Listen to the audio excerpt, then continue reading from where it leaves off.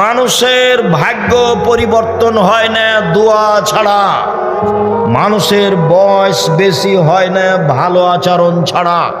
এই ছেলে বলো দেখি, মানুষের ভাগ্য কেটে নতুন ভাবে লিখা হবে কি দিয়ে?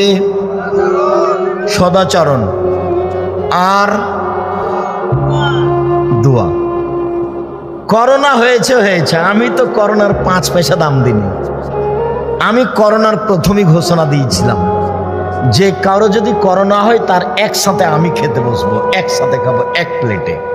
আর কেউ যদি করোনায় মারা যায় আমি তার গোসল দিব, জানাজা দিব, কাফন দাফন করব। এতে যদি আমারও করোনা হয় তাহলে আমি বলবো না এর কারণে হয়েছে, আমি বলবো পৃথিবী সৃষ্টির 50,000 বছর পূর্বে যেদিন ভাগ্য লিখা হয়েছিল সেদিন আমার ভাগ্যে করোনা লিখা হয়েছিল, তাই হয়েছে। সেই দিন যদি লিখা না হয়ে থাকে আর আজ যদি করোনা যার হয়েছে তার গায়ের উপরে চড়ে থাকি তবু আমাকে করোনা ধরবে না, এইভাবে আমি ভাগ্যকে বিশ্বাস করি।